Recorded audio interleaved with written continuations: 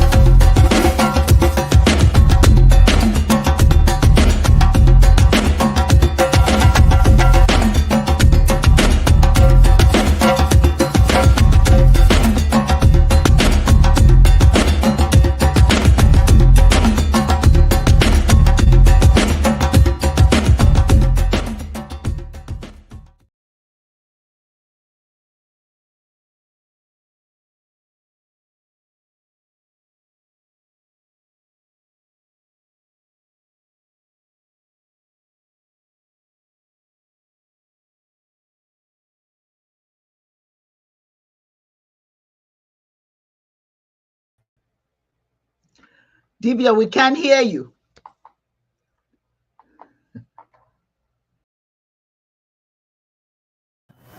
Can you hear me now? Can you hear me? Yes. Okay. So sorry about that. Otito niile dịrị Chineke. Ọbọsị dị elu, Igbo obi ọma, Chidi ebere, Olisa nwa. Ụzọ anyị niile ọbụla bụrụ ihe, ka ihe ọbụla kpatara aka bụrụ sọ mma. Ka ọ niile site n'ozi ọma anyị a, mụsọ obi aṅụrị. Taa na mgbe niile ebighị ọfọ ya gazie ise o. All praises to Chi, the creator, the supreme being, Chi the good, Chi the merciful, Chi the magnificent, with grace. Let everywhere of our lives be light. Let all our acts be crowned with good.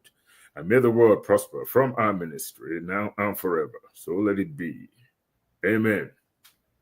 I'm so sorry. I just can't figure out. I just bought a new computer, so I was having a hard time getting everything together. So my apologies this morning. Thank you. Good morning. Good morning. Welcome to Africa's Spiritual Heritage and Global Wisdom. Chiism Live. Yes. It's my pleasure to welcome you to this episode today. I'm your host, Okedibia Ochoaja, Dr. Wonyo Hosimere. My co-host, Dibia Yudi, obviously has led the way with a shared prayer with us. So thank you, Dibia Yudi. All go well for you, as I pray that it go well for me and everybody else. If you have not subscribed to Chiism Live on YouTube or Chiism Network, please do so. Help us build our numbers. And also encourages, when we build the numbers, it encourages us to continue to make these presentations even more often. So I'm very grateful to be here today, and I do hope that you will go on and subscribe. So Dibia Yudi, how are you doing? How is I am doing fantastic. I'm fantastic. What do you say? Every day above ground is a good day, which means there's opportunity to improve.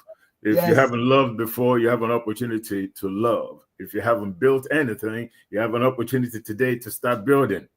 If you've been bad, today you have an opportunity to change and turn your life around and start being good. Do good deeds so that we remember that you were here, even 1,000 years from now. It's up to you. Iseo, thank you. Welcome everyone. I'm excited to be alive today, and you should be too.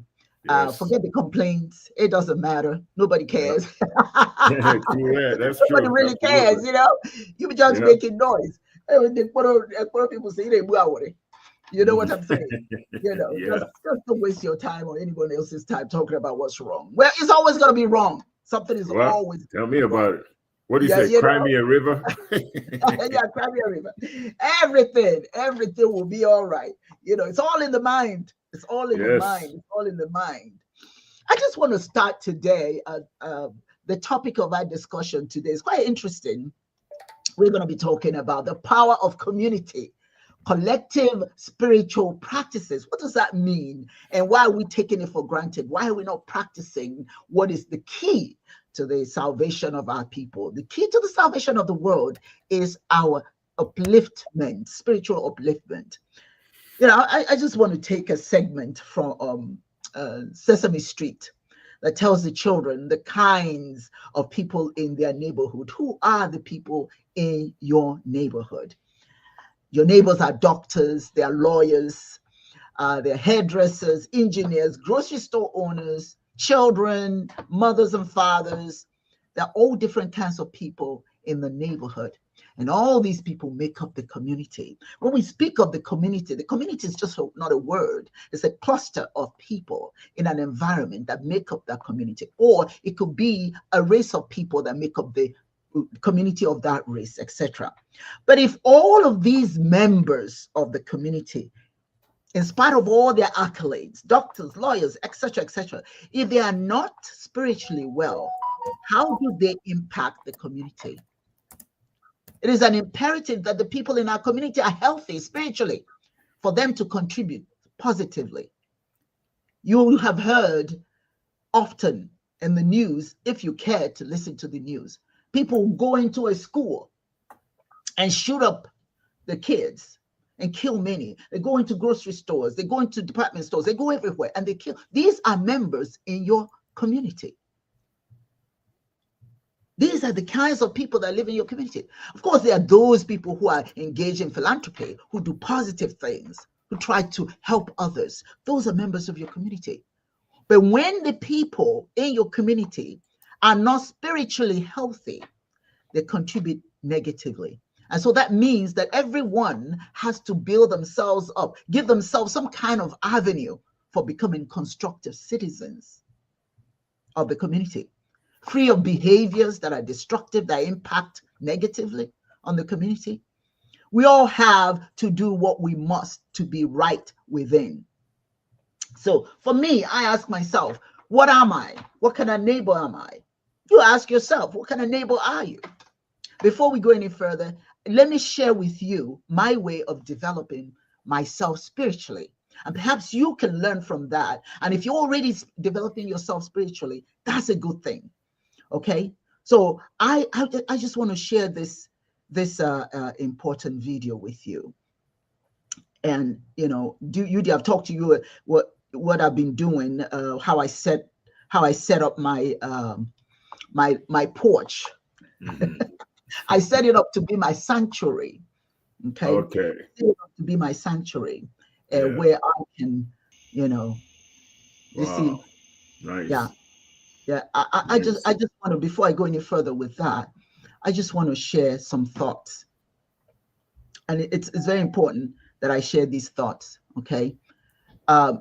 In the stillness of the early morning, all right, in the stillness of the early morning, this is what I do. I get up here before anybody wakes up. This is where I find my sacred opportunity to connect with the essence of nature and the whispers of our ancestors. I want you to picture this serene space on my beloved porch, where the gentle caress of the morning breeze invites me to pause, breathe, and reflect before I step out into the society. This sacred sanctuary is not just a physical space. It is a manifestation of my spirit's longing for unity with the earth, with Mother Nature, to be a part of it all. Here amidst the vibrant greens and the delicate petals I can find solace. I really truly do. As I nurture the plants around me, pouring libations with intention and love, I feel the presence of our ancestors guiding and supporting me. Their energy nourishes the roots of my plants. Just look at these plants. When I pour the libation, it nourishes them as much as it nourishes me. Every day, I welcome my spirit, my ancestors in this space before I step out. It is a space for me to give thanks and show gratitude, where I can meditate on the beauty of life and express my heartfelt thanks to Chineke. In this communion, in this environment, I'm having not only communion with nature, but I discover my profound joy that comes from being present, fully present, honoring the past and the past of my ancestors, while embracing the now. So I say to all of you, if you want to be the part of the community, the sane part of the community, the constructive part of the community, create your own sacred space. Be it a shrine within your home or a quiet corner in your garden. Infuse it with love, intention, and the vibrations of your spirit. Now, as you pour libation, you will notice that as for me, notice how my plants are growing. They didn't used to grow like that, but they're growing. I mean, I have to keep clipping and replanting, clipping and repotting. They're just growing profusely. It fills me a lot. You may not agree with me, but that's okay. I'm trying to be a constructive member of society, and this is how I build myself up. And you need to know that when you do that, when you have a place, you're partaking in a timeless dance of growth and reverence, growth for yourself and reverence for the ancestors. So this morning, may you find peace, joy, and a deep sense of belonging in your community. Let us cherish the moments of stillness and connection, for they are the seeds from which our inner gardens bloom. I hope you enjoyed my space. I thank you for sharing my space with me. And so it is. Welcome, welcome, welcome. We're now going to delve into the topic of discussion today.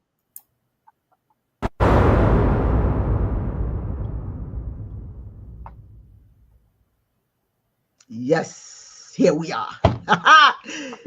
Dibia Yudi. That's I got all these goosebumps, because the community, that topic is you could break that down so many different ways, and yes, on a personal level, appreciation of community. I think the definition of a community, as he said, is a group of people, right? Yes. With the same place, they got the same kind of goals, they're reserving the same space with particular characteristics, that they have in common. And then community is also a feeling of fellowship with other people as a result of sharing common attitudes, interests, and goals. And then you have a group of interdependent organisms, right, of different species growing, living together in a specified habitat. Now, let me repeat this. A group of independent organisms of different species growing or living together in a specified habitat. Different species growing together. A feeling of community that needs to exist for different species to live together. So when you talk about community, you're just not talking about, let's say, just Black folks, right? You're talking about, like you said, your neighborhood. You're talking about all the different species that you have to interact with. And not only that, animals are also part of the species that you have to interact with. So are the plants. They have souls too. Chineke exists in all living things. All things. Both animate and inanimate. all serve a function. The igneous rock, excuse me, is an inanimate object. It has no feelings. You can't cause it pain. But it has a purpose. There's a reason why it exists. So Chineke exists in all things, and we have to recognize all things as these independent or different organisms that we have to share the space with. So your spiritual growth is just not about self. It's also about appreciating those things that are around you, those independent species, understanding that if there is peace, we can all function and benefit. Udo, you know, we can all do those things and benefit from one another, as opposed to always being antagonistic. You know, it's all part of this. We are bringing another Dibia in. Thank you, Yudi. Yeah, you're welcome. Yes, you know, another Dibia is in the house. So we got to make noise. Okay, man. He's in his Rolls Royce. He's in a Rolls Royce. I recognize it. Look at that back seat right there. The headrest. The headrest right there tells me what that is. It's a Rolls Royce or a Bentley. You know, one of them. Rolls Royce or whatever. Welcome. Good to have you here. How are you?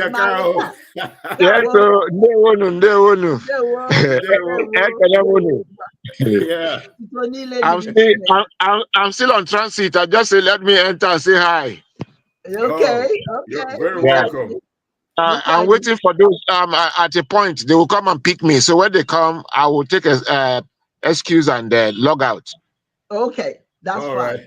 So I just want us to go into our discussion today on how collective spiritual practices in African communities play a crucial role in promoting well-being by reinforcing our collective, our social bonds, you know, and giving us the level of emotional support that we need to feel that we are part of the community. Okay. Unfortunately, many of those things are just dissipating. They're disappearing because we are allowing different.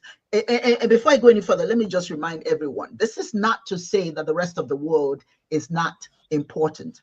Okay, that's not what we're saying.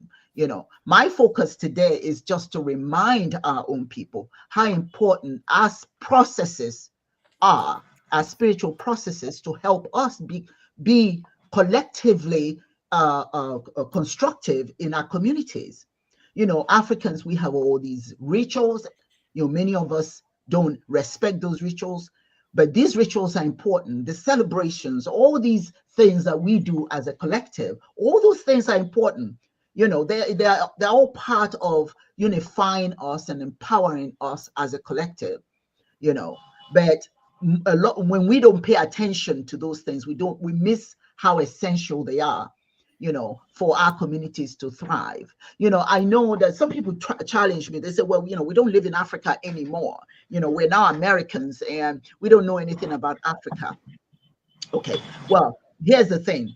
People study, people learn, you know, and everybody can, no matter where you are, if you're of African descent, it is important that you research the practices that, you know, not only to preserve our cultural heritage, but also to help to contribute to your own holistic health, the holistic health of our members. You know, there are these things that we did in Africa, continue to do today, you know, but I've got to be honest, I'm so excited that more and more of our young people are demanding these, even from their parents. You know, I was reading an article where this Nigerian guy was talking about the fact that the children demanded that he had to take them home and tell them and show them all these rituals, all these things that have to do with African spirituality. She says, oh, he's a Christian. He says, but he was just kind of shocked at the demand from the kids, even though they were all raised as Christians. But, you know, it's not a matter of them not being Christian. It's a matter of the kids waking up to recognize, hey, I'm somebody. I need to know about myself. There's nothing wrong with who I am. I want to know what held my ancestors together. So when you talk about some of those ceremonies, you know, one example is Ubuntu. we all know about Ubuntu. I read, you know, I'm not from South Africa, so I don't really, I don't practice Ubuntu based on that word, Ubuntu. For us, it's Ubuntu. You know, it's a Bantu word, Bantu Nguni Bantu term. You know, and it just means humanity for others. Okay, Madubuchibe, which is, you know, truly what it means, you know, humanity to others. Okay, we have a responsibility to see others as important, as worthy of our love, our time, our consideration. Ubuntu, because we are because of each other. Without each other, we're nothing. We're social animals.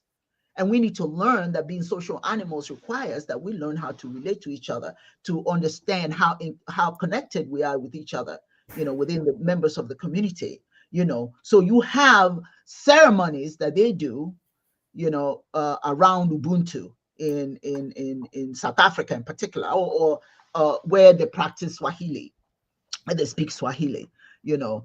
So these gatherings, Ubuntu gatherings, are very, very important, and people come together and they tell stories, they learn about, and particularly it's good for the kids. The children learn about their community, their history, and it creates more social bonds. And you will agree with me, in Nigeria, like when we were children, you know, it was something to go to the village, right? And you see all the community members come when dad and mom and dad show up, because dad is a very cultural person. So, you know, he's just like the people just follow him like bees to honey. You know, they just follow him, you know, because he even though they're all practicing all these foreign things, but dad has a tendency to reel them back home and remind them, you know, to create a sense of belonging, of you may not be so-called educated or be high on the social strata, but you matter because you are part of this community, you know. So that kind of ceremony where people come together and they tell stories, I just, Yudi, I don't know about you, I still relish that. I still remember it, still in the recesses of my mind. I still remember those circles, you know, having those elders, mom and dad. It was the best time of my life. Oh my goodness, it's just so wonderful. And we sit and they tell us about who we are. It wasn't always about academics. It wasn't a description of what you are after going to school, what you've achieved in those sense, but who you are as a member of this community. You know, so those are the kinds of community-based rituals that we need to go back to. You know, we need to really, I don't care where you are, you know, it's part of your heritage. So telling me, oh, you know, I'm American. Yeah, you could be American, you could be British, you could be whatever. You know, I'm Nigerian, I live in America, even though I'm an American citizen as well, you know, but I still have my community here that we come together and have ceremonies, you know, to foster that sense of belonging. All right. And Dibia Chiedozi, I don't know how it is in your particular community, but you know, you have rites of passage. Okay, the initiation rites of passage, you know, and this is not just in Igbo land or in Nigeria, it's all over. Even here in the United States, they have their own initiation rites, you know. So it's a time that young people realize that they're moving from point A to point B. You know, they're moving on from childhood to adulthood, you know, and those kinds of things encourage children to see life not from just when they were dependent on others, but when now they are going to be dependent on themselves, and also people can depend on them. You know, you have the people in Nairobi, Kenya.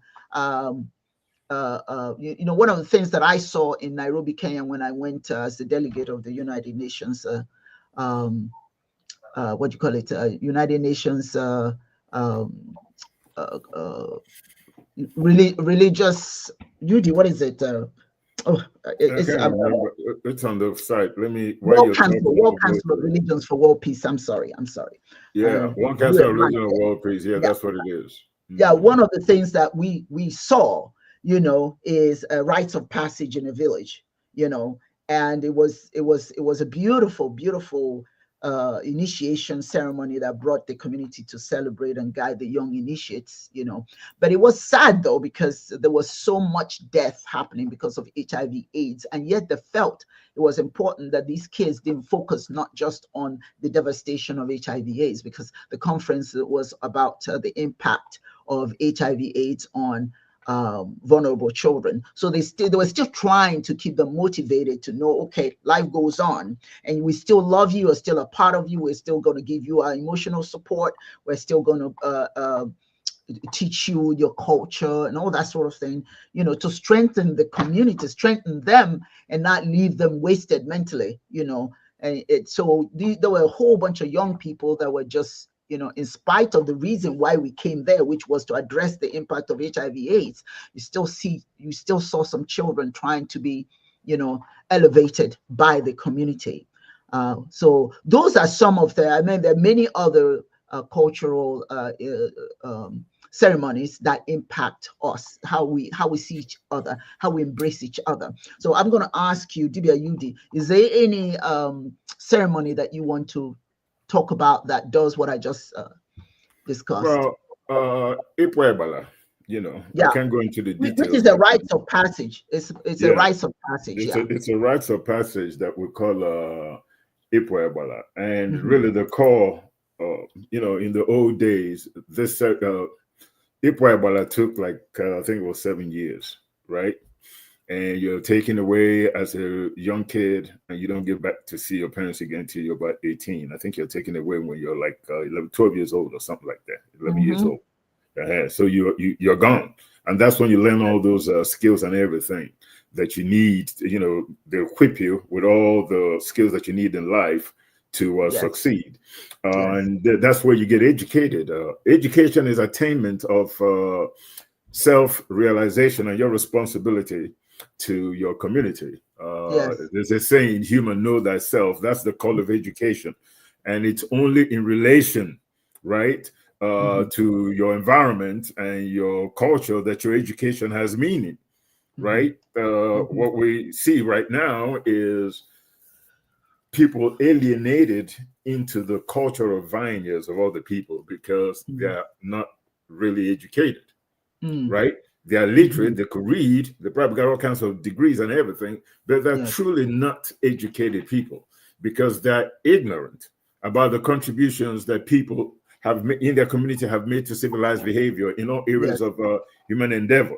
So to be really a strong and contributing member of any society, you have to have an understanding of your history, where you come from. Things that, what are the things that were great about you? What did your ancestors do that has impressed upon you so much pride that you continue to get better? And you continue to get better and think like a human being that has character and a level of pride because you know your history and you understand who you are and what you've done. Those that came before you, you understand your responsibility. Now, like you said before, we don't all call it the same thing, but it's really about the principles of Kwanzaa. Like you said, we say Idinut, right? And Kwanzaa has so many different principles that you get to learn when you go through these rites or passages like Ipwebala. Unity, self-determination, your collective responsibility to the community, purpose, creativity, vision. What's the future going to look like? How do you determine and have this future vision? You understand that when you understand your history, what your ancestors contributed in the past to bring you to where you are now so that you could see a better tomorrow. You have a building block. You have a history of your strength and what your capabilities have always been and could be. But we don't have that in our communities now. There's really no sense of community belonging because we're not doing anything within a community that, number one, is imperative. Number two is collective. Collective what? Yes. I mean, let's just concentrate. Forget about humanity for a second. Every human community has a responsibility to try to take care of its own interest before they look outside of it. And if you can't handle your own interests, there's no way you're going to defend yourself against any kind of infiltration or any kind of external forces that is always threatening to take away your freedoms. Yes. So for us as people of African ancestry, it's absolutely imperative that we have some guiding principles that unite us. Because regardless of where we are in this world, our history remains the same. We are perceived the same way. I don't care if you're an aborigine, if you're of Australia, or if you're a Jamaican, or if you're an African American, or if you're from Nigeria, Senegal, South Africa, Liberia, or British, or even a Mongolian black, it doesn't really matter. When they see you, you know what they see. There's no racist that will see me and say, well, before I'm racist against you, black man, I need to find out if you're Nigerian or Jamaican. Oh, you're Nigerian? I'm good with you. You're Jamaican? I'm racist. You know what? It doesn't work that way. That's right. They see the same, whatever it is that they see. They hate us the same. They hate you if you're Jamaican. They hate you if you're Nigerian. They hate you if you're Mongolian, Korean. If you're black, they hate you. They don't give a right where you come from. You just got to be black. That's the only degree you need or qualification to get all that racist stuff spewed and thrown at you. And not only that, you don't even have to be black. Try being a Hispanic or something. You get the same treatment. Try being Korean or Chinese. You're getting it from these crazy folks. If you ain't like them and they know who they are, and by the way, Africans can be racist too now, and tribal. See, tribal. When I'm talking about this, I'm just not talking about Europeans. Okay, let's not even because in Nigeria, Christians hate Muslims over there. We're all black. We're killing each other. There's no sense of community. We have nothing that brings us together. Zero. Yes. You go to East Africa, same thing. You got the stuff going on in the southern and northern Sudan, and people are out there. They got genocide going on. It's happening in Palestine, the Israelis. It's about probably to happen right here in the United States. Where are you really truly free? How can you really get your interests taken care of and protected if we don't come together as a community bound by certain principles? And one of those principles, excuse me, I have to say it is true, is religion. Like I always says, when the interest of the Arab is at stake, they rally around Islam. When the interest of the European is at stake, heck, they enslave and colonize us using Christianism.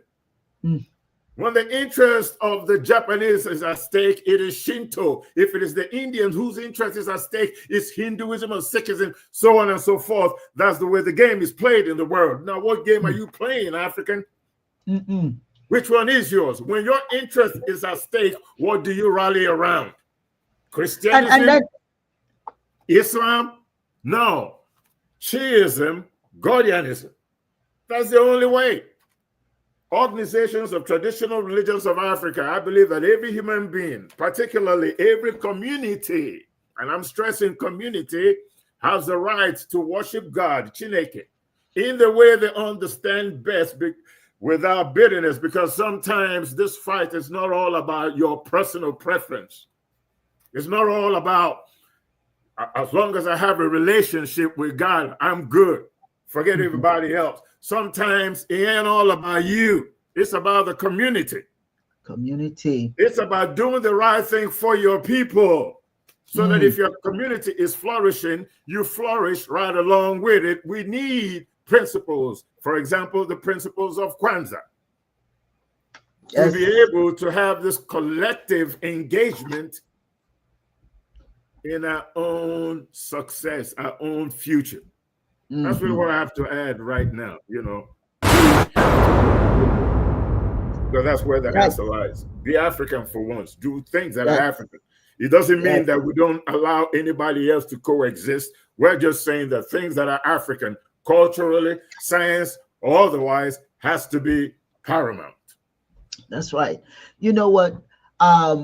When the whole purpose of living is not for you to be just satisfied by yourself. You're supposed to contribute. You're supposed to contribute. My father always said, what does your tombstone say when you're no longer here? Yeah. If you go in history, back into our history, Yudi, I want you to see if you find, besides war, see if you find anything on mass murder. None. Zero. You're not going to find that. Not historically. Not in our Not history. one crazy person going and massacring people. That's spiritual ill health. That's when material community, gain. yes, when the community is not healthy, that's where it has nothing to do with your color. It has nothing to do with your wealth. It has a lot to do with your mind and your spiritual well-being not being intact. And some societies foster such illness. Some societies don't invest in our spiritual well-being. And so in a moment of detachment from reality, we don't even realize that what we're doing is wrong. At the moment that people are running around here killing, it is to satisfy something that's missing, that sense of belonging. That are spiritually well. Africans had the ceremonies, all of them designed to make sure that the members of the society feel good about the society and feel good about themselves and feel that they belong and they have a stake in the well-being of the society. So they're all engaged in all these ceremonies. Traditionally, you have traditional healing practices. You did remember we used to do the traditional healing circles. Yeah, Amarachi Healing Circle. Amarachi Healing Circle. Healing circle where people can come and talk about some of their problems, as a collective, not just sitting with a psychologist, but even having people around you that maybe have the same challenges that you have, and how did they come out of it? Healing. And this practice is all over Africa. This particular one, the healing circle, it has traditional healers, of which we are, Dibias in Kenya, in some places they're called Sangomas. We call them Dibias. These they call upon the ancestors on our behalf and ask for spiritual guidance on our behalf. So when we're all gathered with the Dibias or the Sangomas or whatever they're called, we engage in collective activities, dancing, singing, talking about what we've been through, where we are, what we're looking for, asking our community to support us so that we don't go crazy and start shooting up folks. It's a powerful spiritual thing that Africans do, and that is this collective healing thing, this collective healing, working with the Dibias, these ceremonies. People look at it, when they see it, they don't understand it. They say, oh, these are primitive people. No. There is a reason why they do what they do. When you have all those dancers, the masquerades and all of that, families, communities gather around and watch it and celebrate it and look forward to it, forward to being with their own people or whoever strolls into that environment. And I think it's important that we say, when we talk about Africans, we're not just saying it's just African folk. We're talking about humanity. But I'm talking about my own people right now, who quite unfortunately need to wake up and see what role they play in the whole scheme of things. If our society, if our community is falling apart, if our women are dancing with their clothes, off and showing Dibia Yudi, oh my God, please help me. I went to a restaurant and there was this Black woman. She was dressed so scantily, you can see her behind. Everything was showing. And she thought she looked good. I saw the men looking at her. I mean, some of the men had confusion on their faces, like, is she real? Is this for real? This woman comes to where we're eating and is showing everything, and she's bending down. I mean, I didn't know where to put my face. When she bends down to scoop the food, it's, oh my goodness. That's not a healthy mind. Yeah. These are the people in our neighborhood. No sense of communal responsibility. There, no sense of community, no shame, no embarrassment. But when we're not working with each other, we're not seeing the value of being a part of a community, then we do those individual things that not only are embarrassing, but absolutely ridiculous. Yeah. We have and counterproductive. And counterproductive. So I'm not exactly sure what that woman was looking to find. But one thing I can tell you is it was ridicule. There was plenty of ridicule. So those kinds of things, you know, and we who are here, I think that I don't know about you, Yudi. I think that here in the African American community, at the minimum, there should be every month, not just on special occasions, but every month you should have the traditional healing circles where people who may be challenged can go and find that they belong to someone, to a collective, where people can just sit and share and drink whatever, not alcohol, but ale. Drink more, whatever. Drink a whole lot of ale. You know, but come together. So our society is not healthy. Judy, how about the harvest festivals? Those are instrumental as well. The New Yam Festival, or what do we call it? New Yam Festival. We call it New Harvest Festival now. That's what it's called now. New Year Harvest Festival. Yeah, and in these cultures, you know, these festivals are also like the like talk you said. About Festac. That's even more important. Talk about what that did for the community. Yes. Oh boy, that was something, wasn't it? Global, all over the world. And that was destroyed for 30 days. You know, you know, when we have New Yam Festival, obviously we're celebrating what the blessings of Chineke. You know, the food. You know, that we're blessed with, the harvest. You know, everybody shares.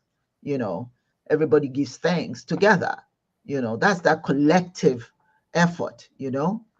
You know, the fruits of our labor, the fruits of the land, we're coming together to eat together, you know, to honor the ancestors, to honor Chineke, and to give thanks to Mother Nature for everything that we have received. But we do it collectively, you know, so to show that no matter what yield your farm, you know, we're still interconnected. You know, we celebrate it together. Again, you nourishing the spirit, the emotional well-being of the people in the community. That expression of gratitude, all of that, you know, all of that helps us to feel that we belong. Tell me about the New Harvest Festival. Oh, you just mentioned the Festac. Tell me about Festac. Well, the thing about Festac is I consider it what you call the cultural Olympics. Remember, that was the second Festac. It wasn't the first one, the one that happened in 1977. There was one that happened in Chicago. And I think it was in the late 60s or 72 or something like that. And there was one in Chicago. And then after that, the next one was in Nigeria. And if you remember correctly, we had the Festac Stadium. They had the Festac Village. It was like all the delegates from all over the world, Stevie Wonder, Roy Ayers, Shalama, dance groups from Jamaica, Bob Marley, Peter Tosh, you name them. They were all in Nigeria. Miriam Makeba, oh my God, Osibisa, you know. Osibisa, the biggest stars in the world that were African. What's his name? Something Hayes. Jeez, I can't remember his name now. Isaac Hayes. Isaac Hayes, yes. All those guys, they were all in Nigeria. And then during Festac, every country, you know how it is in the Olympic Games or soccer, right? All the countries march around the stadium inside of it, right? Yes. Waving to 100 and something thousand people, the crowd and all that kind of stuff. Oh my so goodness. Every country from all over the world was marching just like it was in the Olympics, showcasing. Oh my God. It was something. It was like almost 30 days of pure joy. And for that time period, it brought us together as a community to love on each other, to admire, to cherish, to learn, to understand, to do everything to promote healthy relationship amongst ourselves. It was powerful. It was great. We could do the same thing again and say maybe every 4 years or every 2 years, or depending, it goes from one country to another one, or any country may decide, that's our thing. We're going to host it every year. The whole world will be in my country. We could do that. We could also say every year we will go to a different country, which will be a better, a deal. And those countries that are Black, that don't really have much money like that to spend, everybody else comes together and helps spend the money to host it in that said country to promote the same togetherness, feeling of what do you call it? Unity.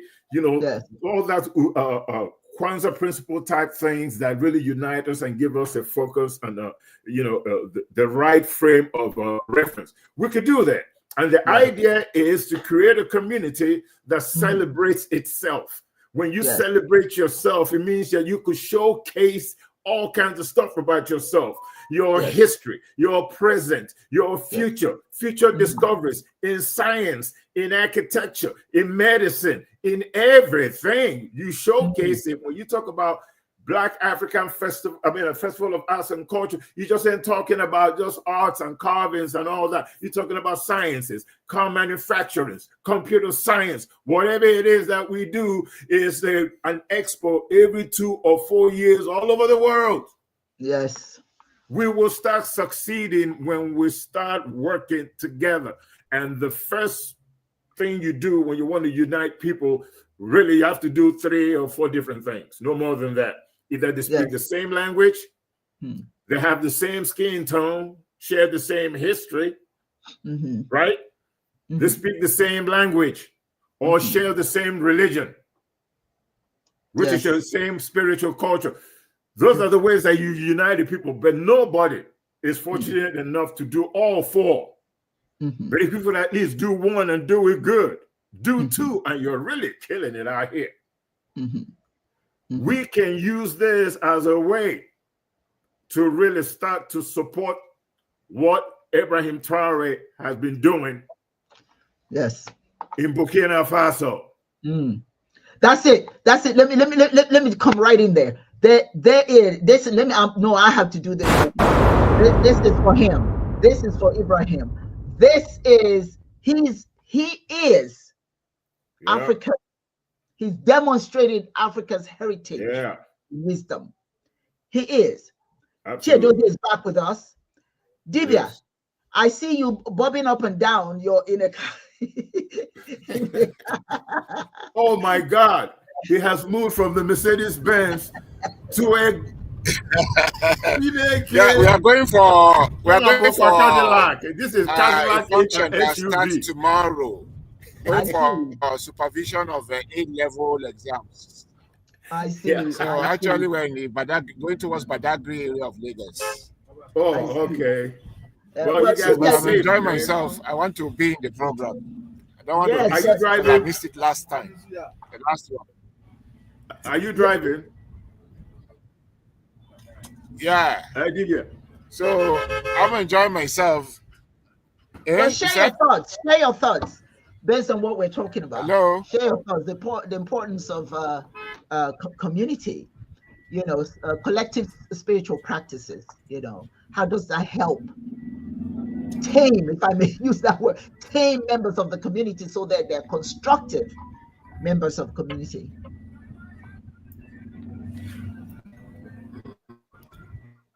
Can you hear? You know what? Okay, Dibia, just let me Yes. attend, because on the road, most of what you are Okay. saying I can't hear.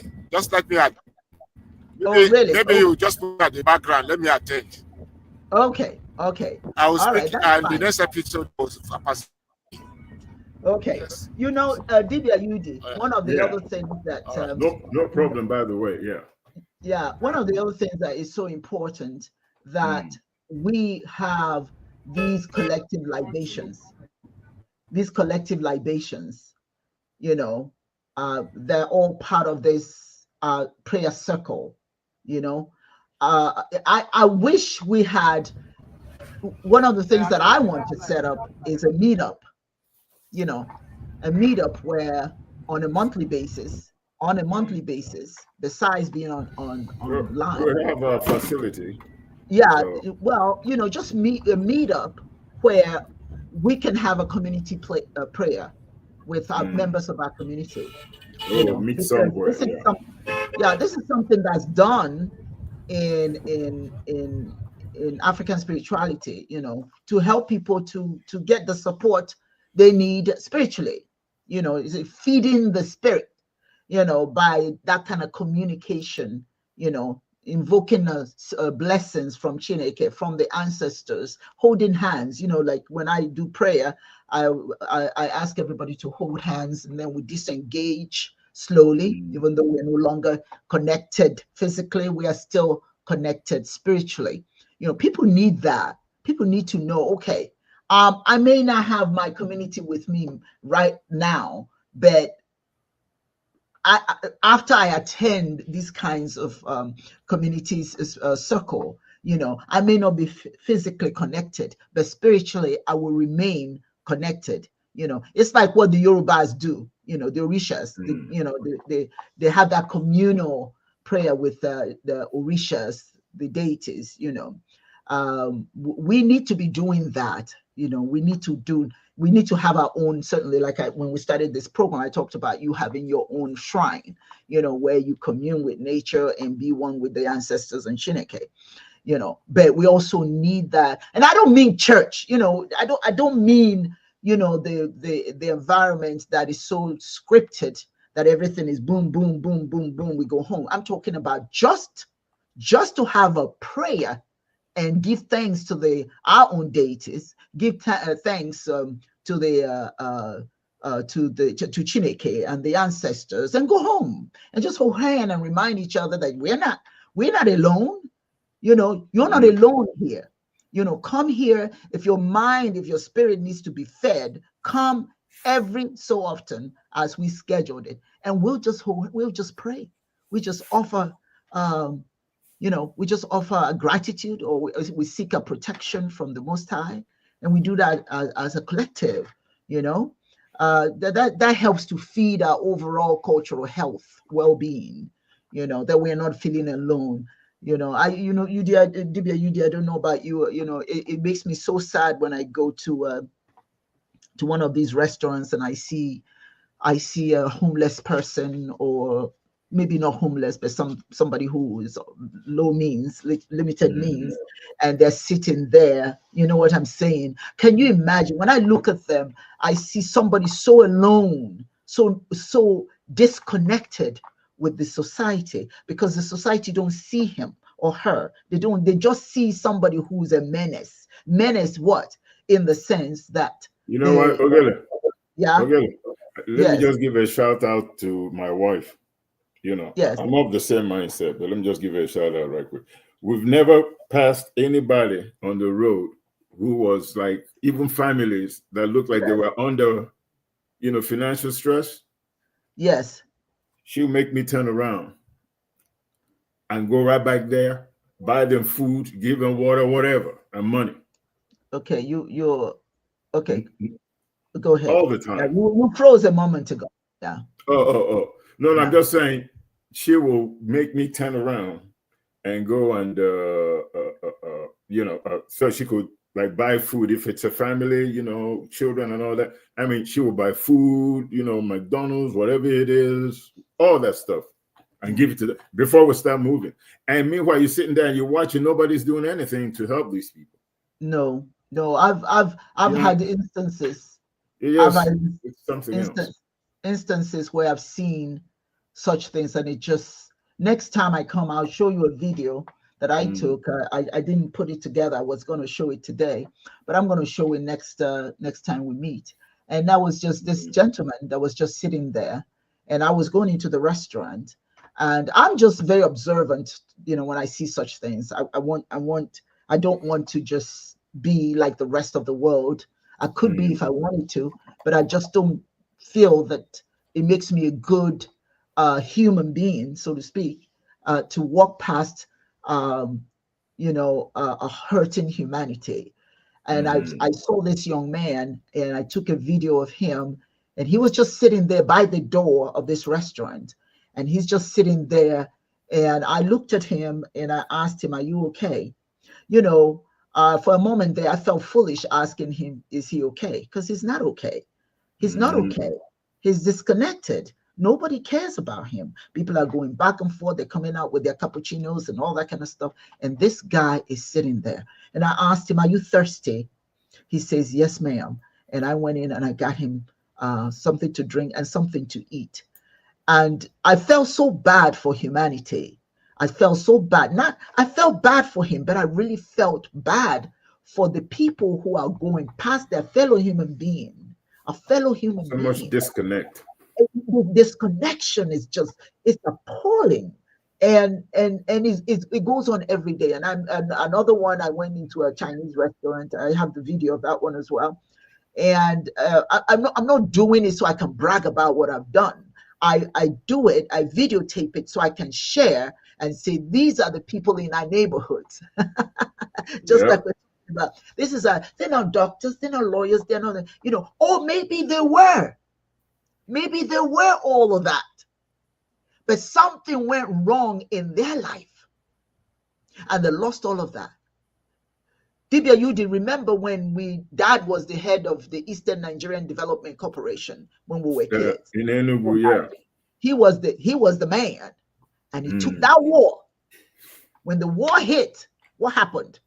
Dad lost all of that. Yeah. He lost all that. Just like that. Boom. He lost all that money. He lost the cars. He lost everything because the war. So there, before the grace of the ancestors and Chineke, that's us. That's us. So when you see somebody like that, you kind of want to reel them in and let them know we see you. We see you. You matter. Here, share some of what I've got, such as it is. So those are the kinds of things that you see in the community, the people you see, and they're hurting. And as long as we are not reconnecting with them, they don't have good spiritual health. And those are the people that after a while, they say, "You know what? You guys don't care about me. I don't care about you." They pick up a gun or whatever, and they go marauding all over the place and killing. And then we wonder, then the news media is all over the place. Oh my God, the man killed. Look back at who this person is. It could be a racist. Some of them are just plain racist. But then look at some of them who have been crying out for help, but their disconnection with the community put them in a place where they feel that, what does it matter? It doesn't matter to them. Now, Dibia, when a person will go and ravage a community by killing many and then put a gun to their head, what does he say to you about their sense of belonging? They checked that a long time ago. That's right. There's no conscience there. Once conscience takes a walk, it's over. Yes. So let's see. So DBS Children just sent me a message. But the bottom line is, we need to look at the people in our community, a healthy community. Okay, or pays attention to the spiritual and mental health of its members. When you have programs that are being cut, people are being taken, money is being taken away from handicapped people. Money is being taken away from women who have children to feed. And I mean, that's sad. That is really sad. I mean, Dibia UD, it just It's very kills sad. my heart Yeah.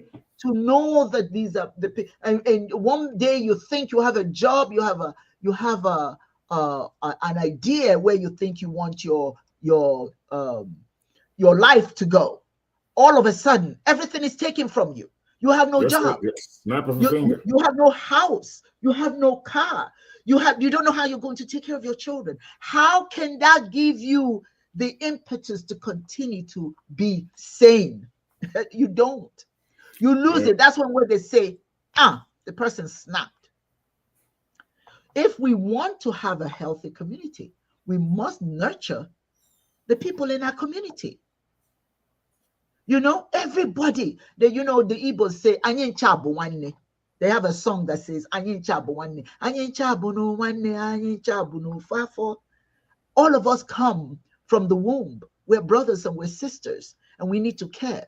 That's how you can have a sensible and loving community. Dibia, Yudi, asked what I said earlier. Collective spiritual practices that we as Africans had before. That's what held us together. Yeah. We're losing all of that. Now we just go to a space where people dress up, where somebody's standing there and preaching something you never read. For the wrong reasons. Sorry, they're telling you the truth. But you focus more on foolishness, fables, than the reality of your community. And you know, in some of these environments, I don't want to use the name that they ascribe to these spaces. You draw your own conclusions. Some of the people next to you, you don't even know what's going on in their lives. You don't even know that the person sitting next to you just got abused. I want to share this with you, Yudi, then I'll let you take over. When we were in Michigan, I was doing the YES program, young. It's for middle school students, right? Mm-hmm.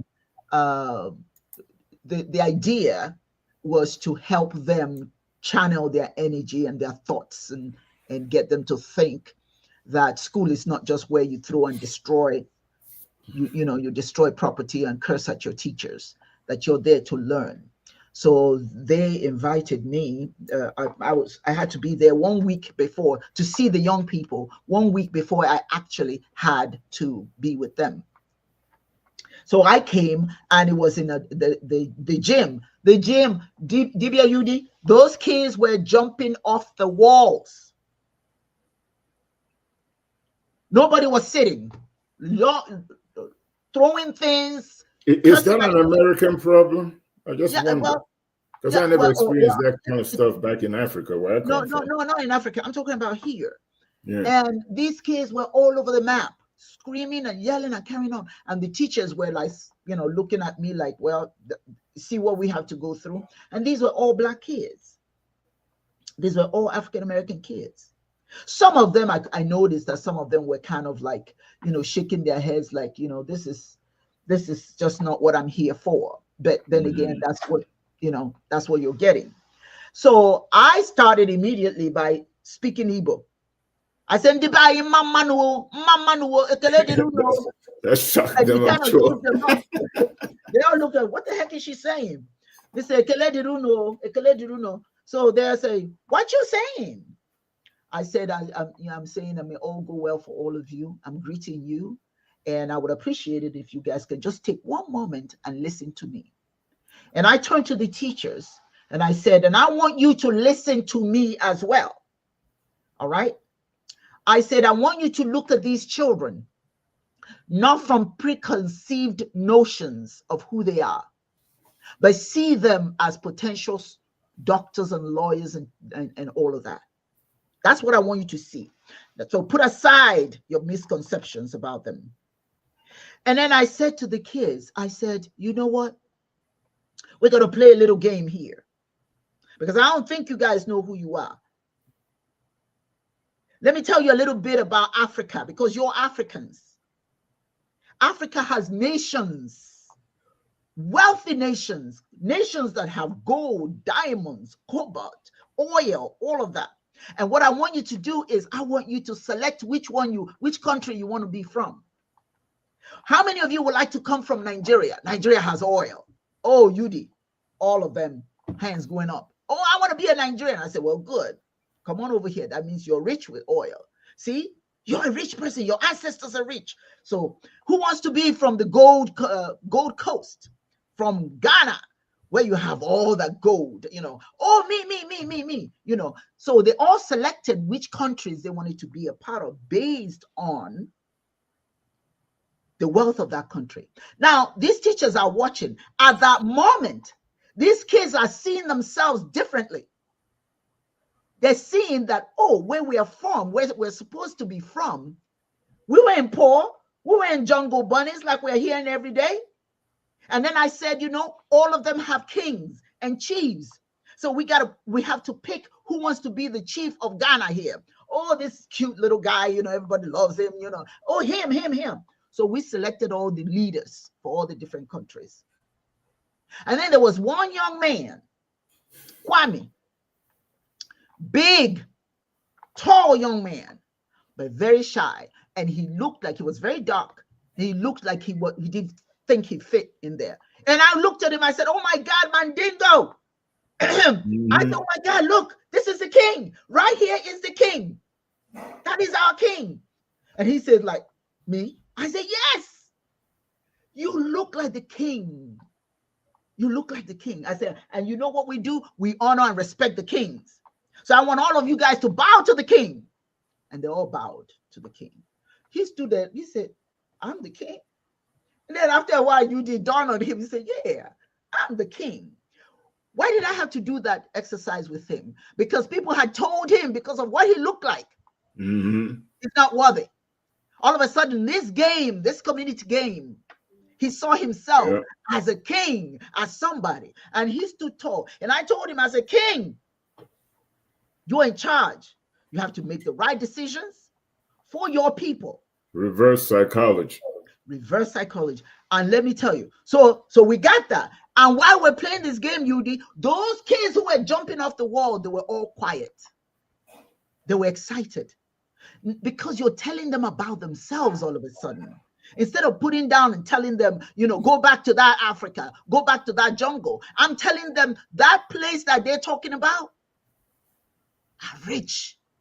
You come from wealth. You're no jungle bunnies, your people. And I started telling them what Africans did. These are your ancestors. And then here came the most difficult part of my presentation.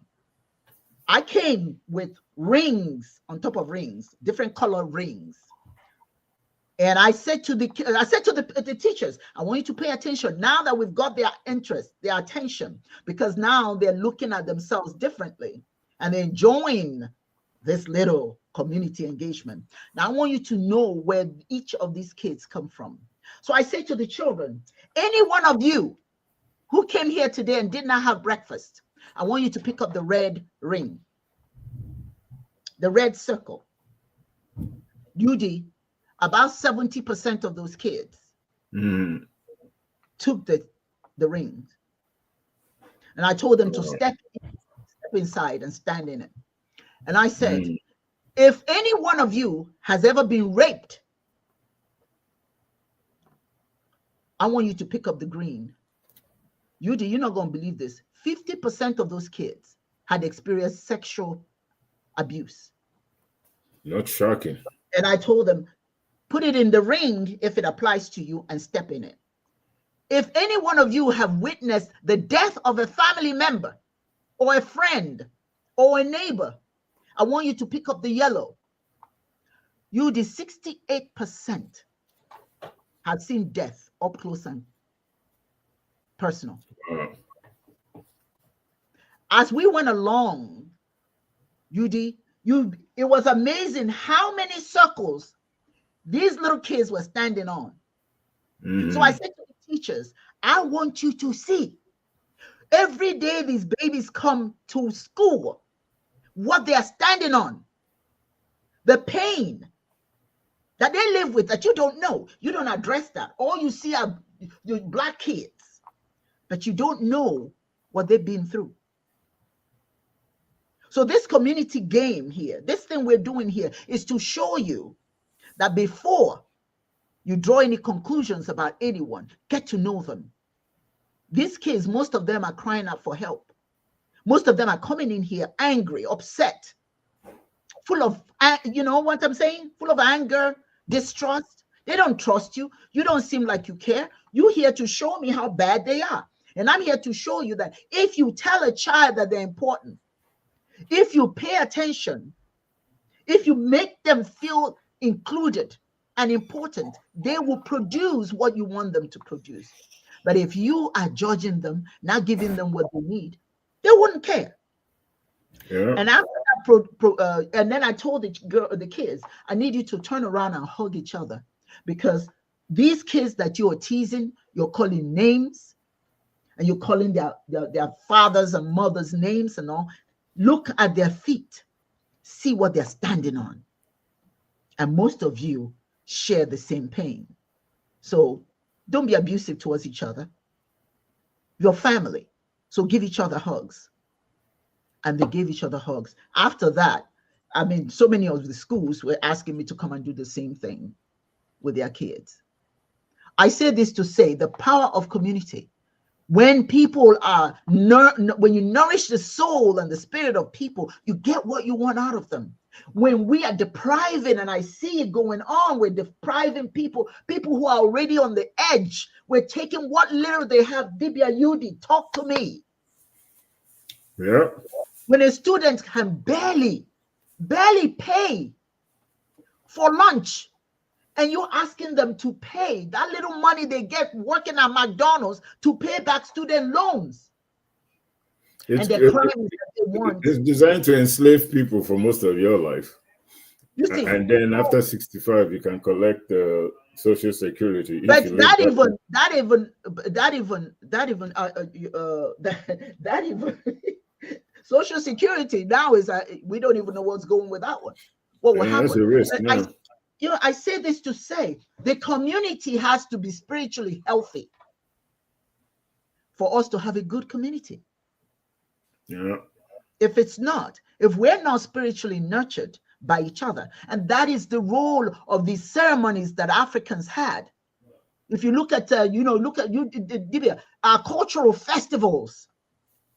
Have you ever, one of the things that when I go home, so at some point I would like to attend the Agungu Festival. Do you know about that? The Odunde. Yeah, I've heard about it. I just never attended it. Yeah, Agungu Festival. It's a fishing festival, know. It brings the whole community together and they fish, and whatever it is that they get, they share. All right. And then in Philadelphia, they have the Odunde. They call it Odunde Festival, and this one honors African culture and heritage. And I'm really very interested in going to Philadelphia and participate. Okay, here in the United States. In the United States, I really would like us to go. When is that? I don't know what particular date it is, but I will look it up, and I would like us to go and participate. It says that anywhere in Ghana, I have to drive. I can't fly right now. Oh yeah. And it's pretty much mirrors what you see in Africa. Thousands of individuals go there and they dance and they eat food and they have spiritual rituals to celebrate the African diaspora. Yeah, that is beautiful. I would like to be a part of that, because it does it does the same thing as what we do in Africa, because of bringing community together, identity, promoting cultural pride, and providing the opportunity for all of us to share our shared experiences and understand that we're not in this thing alone. I think that, I speak as a psychologist, part of what makes a person a whole person is their sense of belonging. Now, I'm not saying that people don't have moments that they just want to be by themselves. They don't want to be bothered, to be with other people. There are people who get to a certain point that they don't want to be bothered, but ultimately you'll find you try it.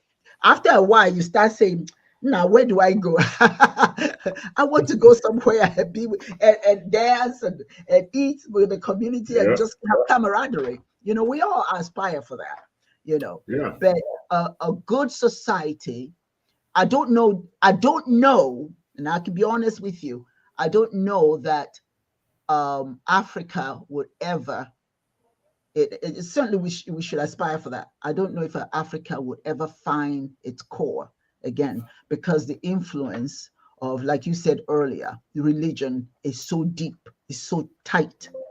And you know, it's the most powerful tool, obviously, in the minds of, in the hands of any oppressor, is the mind of, and the tragedy is, you know, sometimes the people don't even know, they don't know that their mind has been possessed. They never know, because they're under a spell. Yeah. So yeah, they're under a spell. You know, they're under a spell. But we need to be doing more and more. Dibia, do you remember when we went? I think you went with us. Remember when we went to? I think it was Washington. Washington, was it Washington? Where? Yeah, with Ojugo. Yes, and the people that surrounded us, and we just did something very simple. We just said, okay, because you hear all this time how African Americans are mad at Africans because of, oh, that they were sold into slavery and all that kind of stuff. And I said, we're not even going to have an argument about that. We're just going to say we apologize. If for all the Africans who participated in any way in slavery, we are here to say, we're sorry. We're sorry for it. We're sorry for it, because we don't want to stay mad at each other. It doesn't, we gain nothing from it. We gain nothing from it.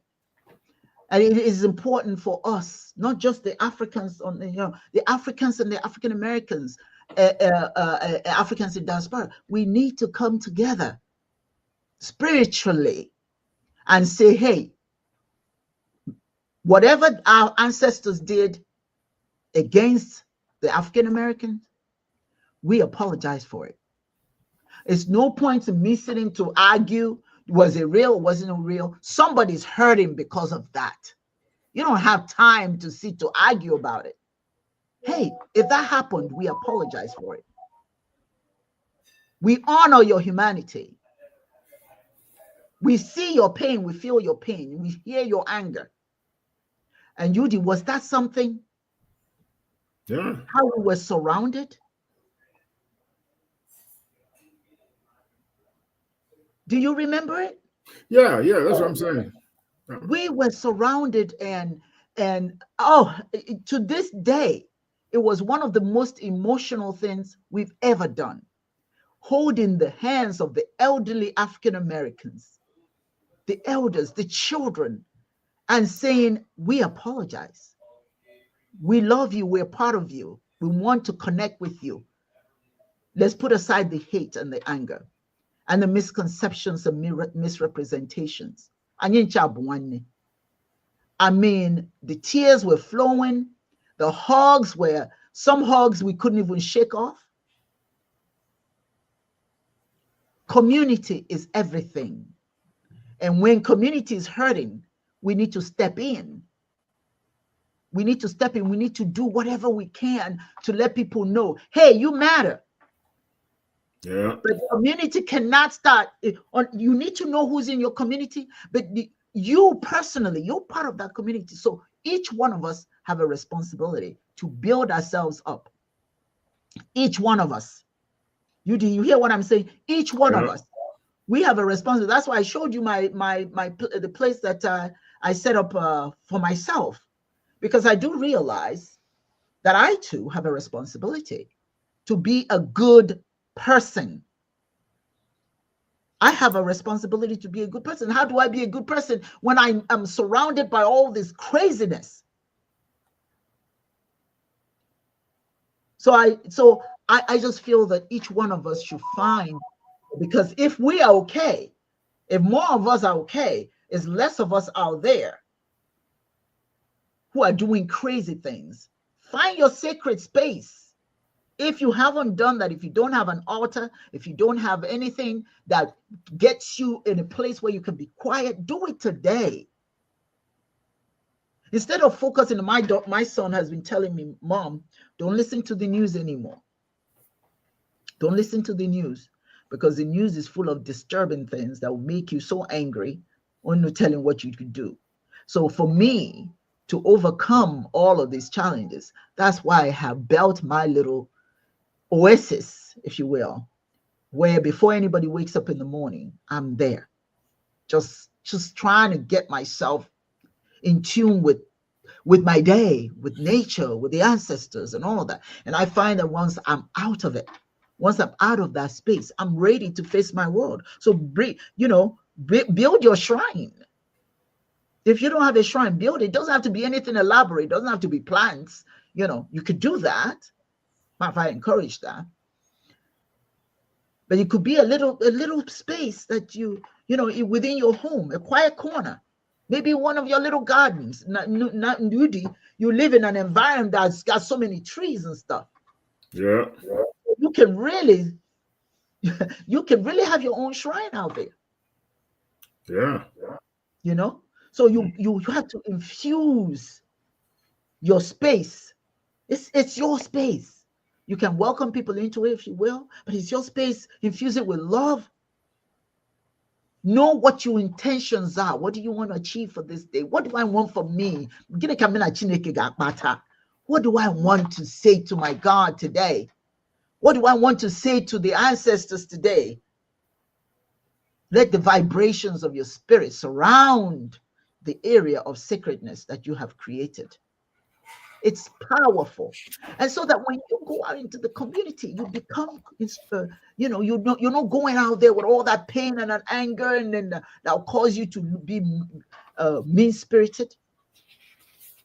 There's a TikToker, UD, and I'll let you, there's a TikToker. She goes and she goes to the train station. Have you seen that? Maybe you've seen that. No. She goes to this train station, and while people are seated in this train, she's outside of the train, and she'll knock on the window, and the person will turn, and she'll just blow them a kiss. And you can see the surprise, the shock on their face. And some of them blow it back, and they're like, they just open up, they just grin. It's like at the moment where people are engaged in serious thought, maybe, God knows whatever is going on in their lives, somebody just knocks on the window and says, it's okay. I love you. You're all right. And they some of them will just stare at her, and some of them will give her kiss, and do the heart signal and all that. That's a woman who is comfortable in her own skin. She has had communion with Chineke and her ancestors. She knows who she is. She knows she has a mission, and that is to make people feel good. And when you make people feel good, you create a community that's kind, that's not going out here shooting up everybody. Yudi, you take it away. Reminds me of this quote. If you listen closely with your ear to the ground, you will hear the footsteps of ants. You put your ear close to the ground, you will hear footsteps of ants if you pay a little more attention to your community. You might just understand and discover that there are people in this world that have a shared identity with you. Yes. Right? Yes. You got something in common. You practically share the same kind of history. You have a shared purpose. Yes. You have common objectives. Yes. Shared interest and passion, common behavior. Things that you have in common. You don't have to pretend. You have an understanding of what your role is in a community, how you fit in squarely and what you need to do. To just not take up space, but to actually be part of why the community is flourishing. It is your responsibility. It is our responsibility. Yes. Strength in community means engagement and happiness. A positive community thrives on engagement and happiness of its members, fostering a supportive environment. Yes. Which we find lacking right now because we're not together. Umoja is a fleeting notion right now. But I got to, really let me say this, apart from my father, and we have the Martin Luther Kings, and we have all these people, and the Malcolm X's, we have all these guys. Again, apart from my dad, there's really a guy that I really admire that gave a sense of community, a sense of pride, love, and I find him one of the rarest example of loving yourself and loving your people and having a sense of community with your people and responsibility. And that gentleman, apart from my own pops, is Muhammad Ali. When you're willing to give up something, knowing exactly what the consequences is going to be, just so you could show love for your people, just so you could make some sense. Yes, you're an icon. We need to be like the Muhammad Alis of this world, the Malcolm X's and the Muhammad Alis and the Ahaike Okeonyohas and the Stephen Bikos and the Thomas Sankaras and the Ibrahim Traorés. We need to be selfless. You have to be selfless to be a strong member of a community. It ain't all about you all the time. Me. It's a foreign concept. In Africa, our system of governance and our economic system is based on what is called communalism. Community, isn't it the case of OKDB? That's what it's about. Communalism, a sense of community. Yes. That's how the government that took care of its people, that's the way things were before the European or the Arab showed up, on our shores with the Bible and the Quran in tow. And over the centuries, we've lost a sense of self. Muhammad Ali may have been Muslim because he didn't really have any other faith beknownst to him to turn to address the injustices that was happening in the United States. So I forgive him from being Muslim, but his heart is chaste. He's African. Yes. He had a sense of community, love for his people. We all should be like this, folks. We don't necessarily have to be in the forefront of it, but in our personal lives and the way we relate to one another, we need to be like the Muhammad Alis. We need to be like the Stephen Bikos. We need to be like the Jomo Kenyattas and the Ahaike Okeonyohas, the Martin Luther Kings and the Malcolm X's, the Frederick Douglasses and the Marcus Garveys, the Ibrahim Traorés and the Thomas Sankaras, the Kwame Nkrumahs, so on and so forth. You get the picture. Yes. Like I said, we don't have to be at the forefront of it, but we could play the same role in the back of it, in the background, in our daily lives, the way we relate to one another, our relationship with our neighbors, with our environment, with the plants and the animals and everything else in between. It's a sense of Pan-Africanism. Nature becomes paramount because nature sustains us. That should be the first community that we should really have a relationship with, our environment. What does that entail? It's just not about the air you breathe, the animals you eat, the land that you farm, the plants, the rain, the sun. It's not about just those life-sustaining forces. It's also about humanity in general because it is part of the environment. I mean, what good is all the sun and all the rain and all the plants and all the food I can eat if there's nobody around for me to share it with and enjoy it with in peace? In peace. There's surely no way that I could enjoy all God's blessings if I'm at war with my neighbor. Say it again. There's no way we can enjoy God's blessings when we're at war with our neighbor and at war with ourselves. Yes. Love is the highest religion.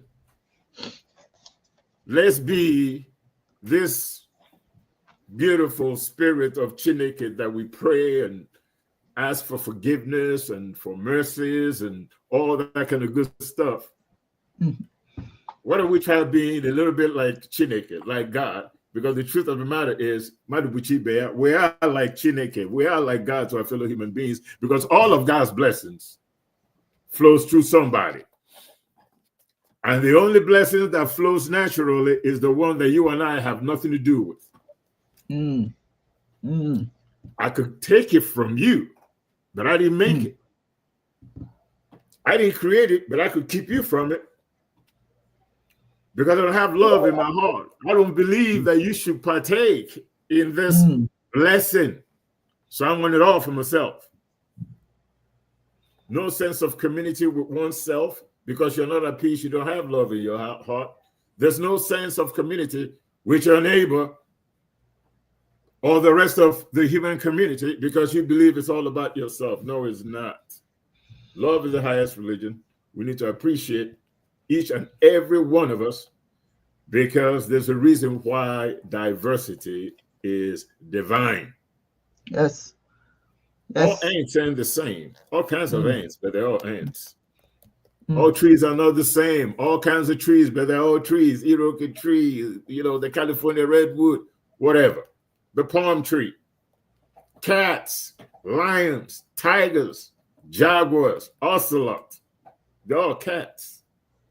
Chinese, Nigerian, black, white, green, red, whatever. We're all humans. Cadillac, Chevrolet, Subaru, Dodge, Chrysler, Mercedes-Benz, BMW. They're all cars, buses. They get you from point A to point B. Whether you're riding comfort is not important. You're going to get there on time, or where you need to be there. We just need to appreciate one another and understand that for life to be a little bit more enjoyable and worthwhile, we must promote and foster peace in our hearts, in our community, so that we can have the strength from this community. We can leverage our strengths. Communities can achieve their goals by recognizing and utilizing their inherent strengths, which fosters resilience and collaboration. And you need that to survive.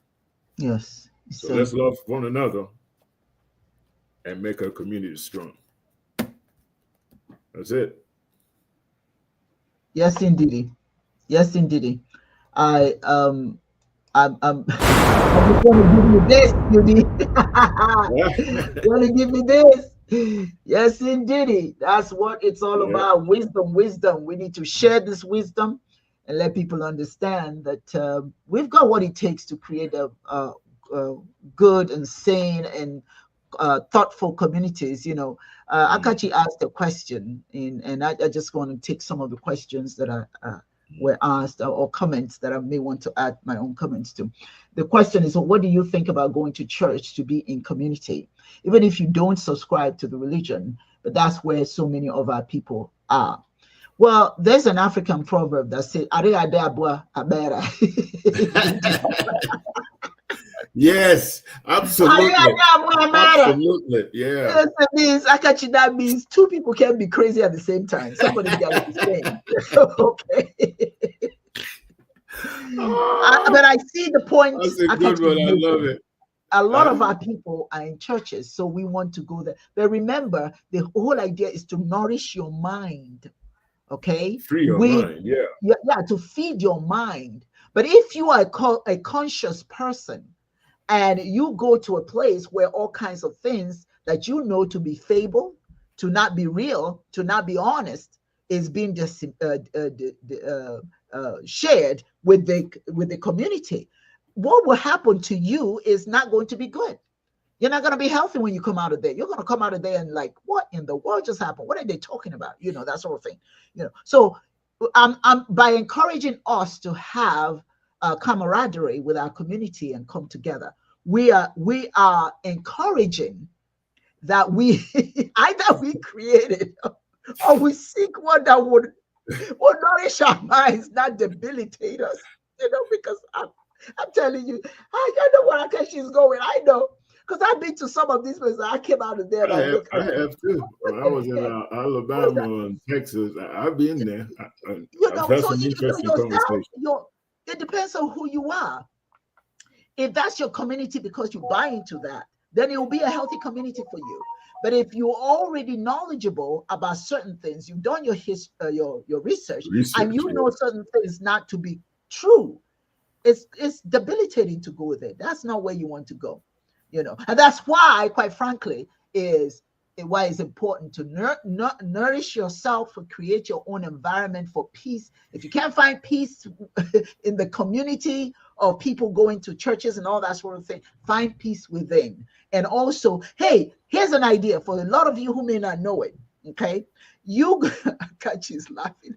I don't blame you. I'm laughing. Oh gosh, you know, if you go to WhatsApp, Meetup has a lot of organizations who are trying to nourish the mind with truth, not with lies, not with confusion, not to confuse you even more, but to add to your repertoire, to add to your knowledge, and allow you the opportunity to speak, you know, to the group about what you believe. If you go to an environment where, you know, it's this way or the highway, this is what, you know, this is the way we're supposed to think. God said this, God didn't say this. How you know what God said? Because God didn't say nothing. Yeah. You know, you have individuals who are trying to tell you this is the way it is. And then when you get to those environments, you find, unfortunately, that you're not nourished. So you need to find a community of individuals that are focused on, you know, telling the truth and helping you see the truth and move in the path of righteousness, the path of truth, research. You know, you don't want to be with people who are just a bunch of liars. You know, now to be fair, there are some people who believe what they believe because that's all they know. You know, it doesn't make them bad people. And I'm not saying, I mean, there are some institutions, you know, churches and what have you, that are really, really trying, you know, to make a difference. But then there are those that are so focused on my way or the highway that people are not enriched. That's why some of these churches, if you will, some of them are falling to the wayside because people are not buying into all of that. You know, there's a church of for gay people, because this particular church was preaching about, you know, how gay people will go to hell and that, you know, you're not welcome in my church. So I asked my question to the gay people is, why are you going there? Start your own doggone church. Yeah. Wherever 2 or more people are gathered, God is there. Yeah, knock yourself up, but leave those people that don't want you there alone. What you bugging them for? What are you going there for? You know, you're supposed to be empowered spiritually. You're supposed to, every human being, I don't care what your orientation is, every human being has the right to go to God, right? To Chineke or whomsoever. But no human being has the right to tell another human being you're going to go to hell. You're going to burn for eternity. They colonize the afterlife. Yeah, no. I mean, this is crazy. You know, you have, and a lot of, one of the things that I find very amusing is we are going to places that are telling us that when we die, you know, we're going to go to hell. They tell us, you know, you want to die. Oh my goodness, when you die, you're going to see God. But at the same time, you know, depending on what you've done, you're going the other way. So you're so stressed out. You don't want to die because maybe you've done something you're not supposed to have done. So you're afraid to die now because you don't want to go down there, wherever that down there is. And then you say to yourself, you know, I want to be in heaven or wherever those good people go to. But, you know, I've done one little bad thing in my life. Am I going to go there? And your whole life is haunted by that little bad thing. You're haunted. That's it. And you are so afraid. You are so afraid, you know. So the bottom line is, if I may answer Akachi, you're right. I see the point you're making, but if the church or whatever religious institution that you go to feeds your mind, I don't care if it's Christian or Muslim, if they feed your mind with good stuff that really uplift you, and you feel that you're connected to a community that really is uplifting, hey, knock yourself out. There's nothing wrong with that. But if it's one that you know personally that these people ain't telling the truth, they're more confused than balloons in a pin factory, then you don't belong there. You don't want to be there. So we definitely have to, you know, I'll catch you some music. She says, colonizing the afterlife. Oh, no, that's right. You know, that's what I said. Yeah. I always say this, you know, be careful what principles guide your life. If you truly believe that there's a place that you will go that's going to be beautiful and holy and all of that, and here on earth, you're being blocked for even a small iota of pleasure, of joy, why would you be able to enter that eternal blissful place by the people who presented it to you, if the same people are keeping you from finding peace and joy and love here on earth? So you got to be careful. Now, you know, some people get upset, you know, I'm not putting down your religion. That's not the point I'm making here. I'm making the point that, you know, the mind is a powerful thing. Be careful what your mind is absorbing, because it does impact the way you see your world, your interpersonal relationships, and the role you play in your community. Are you going to be part of those that just march on and detail all kinds of things that are not even real? You know, somebody wrote something, and then let's say God wrote it. Well, my thing is, you know, God created the world but couldn't write a book. Somebody had to write that book for him. You know, come on. You know, but there you have it. You the comments. Well, I know he was no playwright, and I know the world is not 7,000 years old, because the story of Adam and Eve is 7,000 years old. So I know that for a fact, right? And we know that there were people that existed way before 7,000 years ago. So yes, that is not even any kind of consequence. Yes, but yes. Again, this sense of purpose that you have, you know, purpose and belonging, is something that is really very lacking in our community. We're too balkanized. We're balkanized, you know, by countries in Africa itself, and we're balkanized all over the world, right?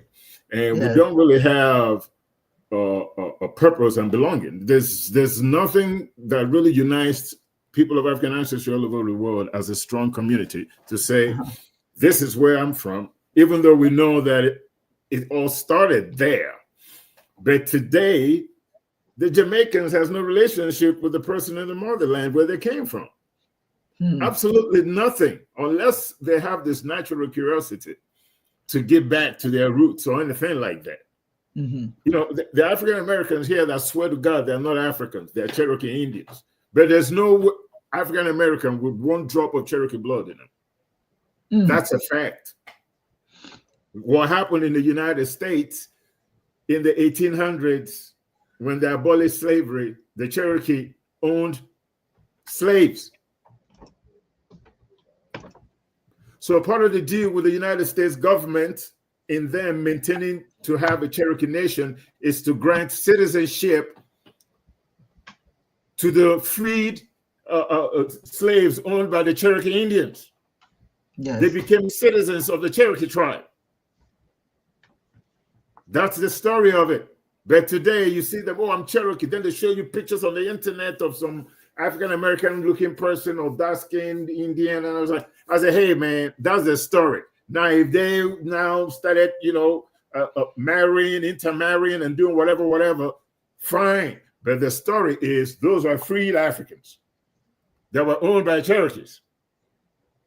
But today, you know, that have nothing to do with Africa. And we're so fractured all over the world that a sense of community, this strength in community, is a fleeting notion. And right now in the world, the only person that is giving us any sense of, you know, purpose and belonging is Ibrahim Traore. He's got support from the African American community, from the Jamaicans, Yes. From Nigerians, from everybody. Ghanaians, from everybody, from Russians, Chinese, everybody. Everybody. So we just need that sense of belongingness. And again, like I said, it's not going to happen by magic. There are about 4 ways that you could bring the people together: race, common language, religion, or a common cultural calendar. Pick one of them, but it has to be a decision, consensus from people of African ancestry, both macro and micro organizations, right? We have to have a governing body that addresses issues of people of African ancestry globally. And it could be made up of other smaller indigenous or, territorial, organizations, tasked with the welfare of people of African ancestry, education, science, all that, medicine, everything else. And then in the end, we serve one common goal. We report to one common governing body that oversees everything. But we have to make that decision.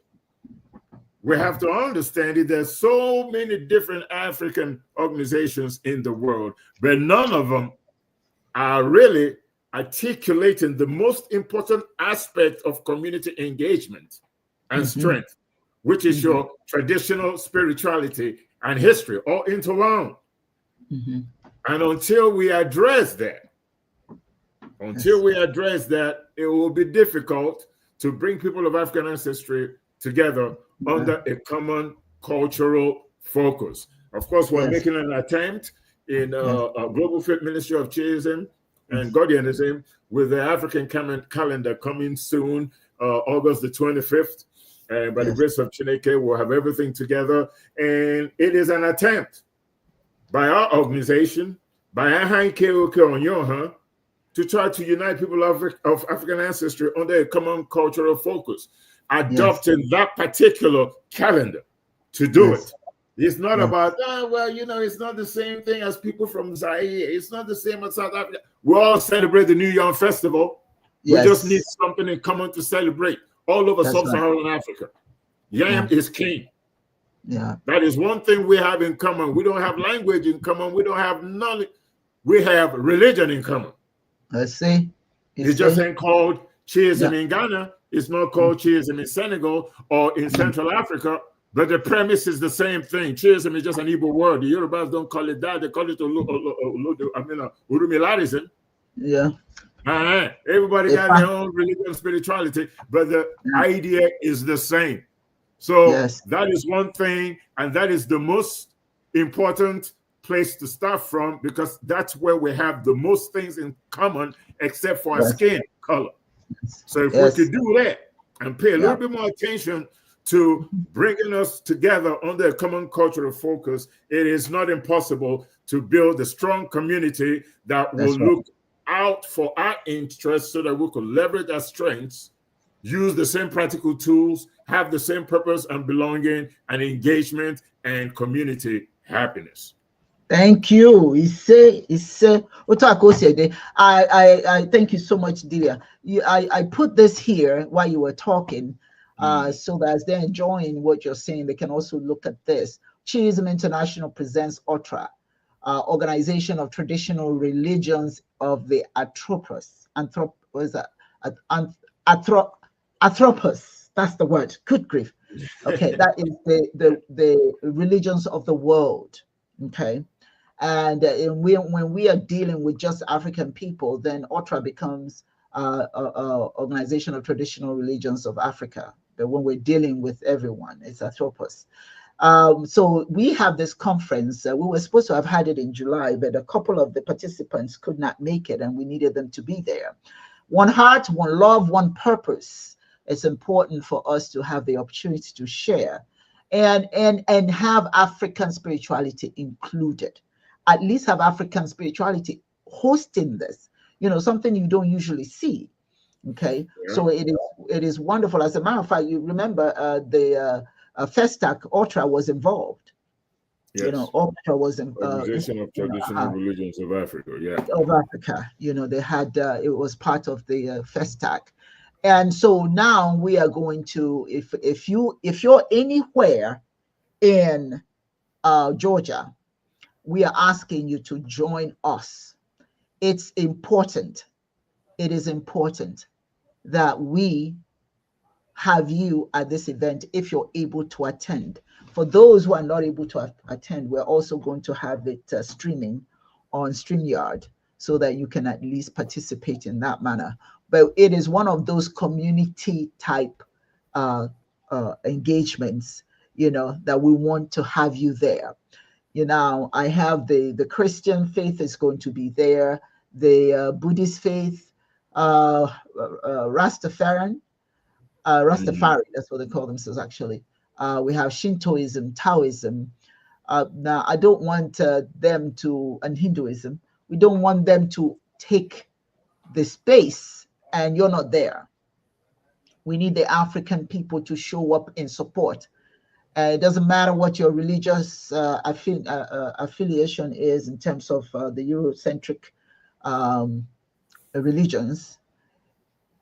It will be nice to have our people there to participate. So we want to encourage you, for those of you who are able, if you want to know where you can stay, if you come to Georgia, let me know, and I will be sure to let you know where you can come, where you can stay. So we want to welcome you and invite you to come and be a part of this momentous occasion, because we, the Africans, are hosting it. Now we are inviting the world to come and hear us. If our religion will be represented as well. So, and of course, if our religion is an African spiritual tradition, as well as Rastafari and Chiism, Godian religion. And of course, the rest of the world will be there. So we are welcoming you. We're asking you to join us. Dibia UD has posted this everywhere on Facebook. We're going to be promoting it. It's September the 28th, 2025. It will be in Snellville, Georgia, and in a beautiful space. You will enjoy the place, and you'll be fed lunch. If you want to know more about this, Dibia UD, you have to post this on chiism.org so that people get more details. It contains where they can stay and all such things. We're going to serve lunch, and the hours, it's from, I believe it's from 12 to 2:15. Okay, we're going to have a grand libation ceremony that's going to involve every religion, because when all is said and done, African practice, African spirituality requires us not to focus so much on what binds just us together, but binds the world, everybody together. That's our spirituality, and we want to share that, because what's going on in our world today is me, myself, and I, lots of wars. And I can tell you, and Dibia UD, you can attest to this, there is no wars going on in Africa right now based on African spirituality. None. Zero. There's not. The warring factions yourself over somebody else's doctrine. Abrahamic religions are the ones that are warring with each other. You know, we're not doing that because there's no point to it. We don't see it. We say Madu Bichibe. If I say that we're God to each other, why am I killing? I'm killing an instrument that God uses, Chineke uses to do the work of mentoring, if I use that expression, humanity. I see you. I say I'm Furuge. That means I see you. I see who you are. Ademochani mobim. Ademochani mobim de kwansoni. I am pure in my heart, I'm pure in my spirit and my soul. There's nothing that will keep me from doing Chineke's work. And if I have that attitude for myself, that's the same thing. I should give you room to express, to feel, to be. So to kill you, to take your life and torture you is torturing the instrument that Chineke uses to serve humanity. That is our spirituality. We want to convey this as at the conference to remind those who don't know anything about African spirituality. You don't know us. You need to know us. Whatever you've heard about African spirituality that's negative is not true. It's not all that stuff you read about. We are people who honor and respect all of nature, and humanity is part of nature. When we say we honor nature, we're not just, that's why we say ancestors, because ancestors are human. They lived here before, they're no longer with us. But everybody, it's all part of the world, and we are part of the universe. We're all part of it. So to honor each other, we have to respect each other. We have been disrespected as Africans, and we cannot continue to allow ourselves to be disrespected. You can't keep talking about what people are doing to you when you allow it. At some point, you're going to open your mouth and speak and say, no, let me introduce myself. There's an African proverb that says, Imara madu gagangaya. Imara madu gagangaya, image madu ina gangaya, egahibe imole. When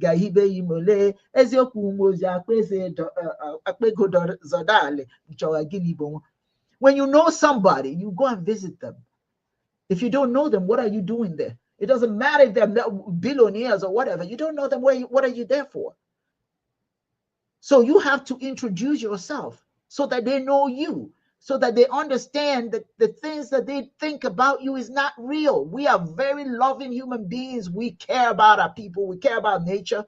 We care about right and wrong. Our value system is very much a part of who we are, that unfortunately we have given up. But we want to introduce African spirituality to the rest of the world religions. That's what this is about. And I want you to be there. So if you want to come, please let me know. We'll be more than happy to let you know where you can stay and all those good stuff. All right. Well, Dibia Udi, this has been a wonderful event, and I'm just so grateful to the people who have attended. As always, Akachineke. Akachineke, powerful name. She knows what her name is, Akachineke. It can mean different things. I'm held by Chineke. Okay, Akachineke surrounds me, holds me, so I am walking with the power. I'm not alone. I'm one with Chineke. Okay, so if somebody is insulting you, you turn around and let them know.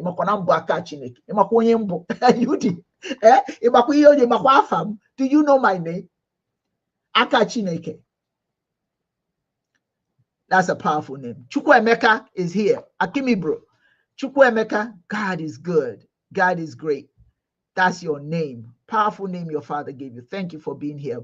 Wokedi, Charles Ugochukwu. Ugochukwu, the power, is that Yudi? The power of Chineke. The power of Chineke, the gift of Chineke, the glory of Chineke. What a powerful name.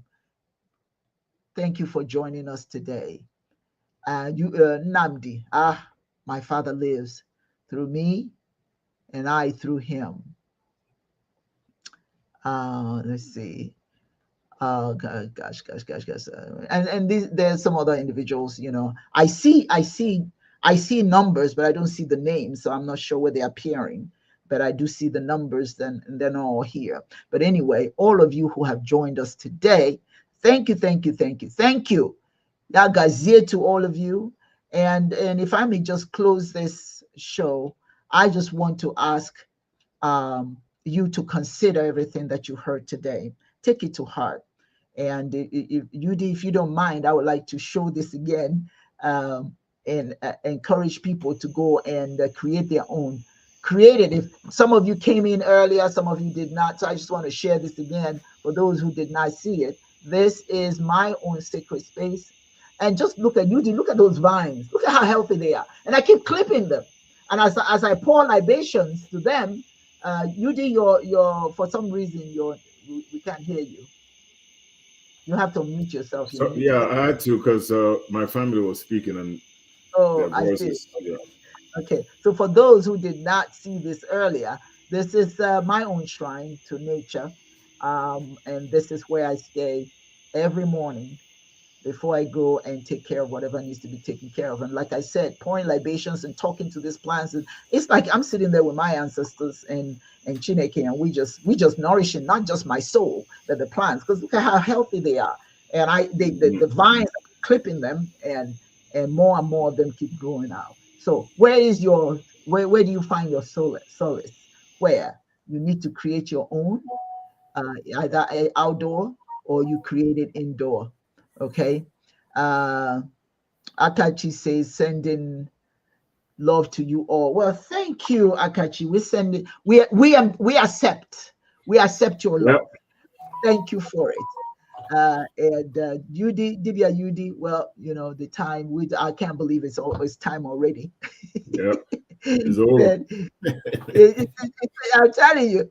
But we want to thank everyone, and remember, please subscribe to our channel. And also, if you haven't subscribed to Chiism Network, please do so. So Chiism Live and Chiism Network, please subscribe. Thank you, ladies and gentlemen, for being here. We love you dearly, and we're looking forward to seeing you again. Join us. And just in closing, let me say that the collective spiritual practices in African communities play a very crucial role. Know what those roles are, okay? Through these rituals, we're able to experience empowerment, all of us. And so it's very, very important that we go back to thinking along the lines of community, not just be individualistic in our approach to our existence. Thank you for joining us. I often say life is precious and tomorrow is never promised. So make the most of today until we meet again. So thank you for being here. And Yudi, thank you as always. You're always powerhouse. Yeah, guys, you're my brother. Thank you, everyone. We'll see you next time on Chiism Live.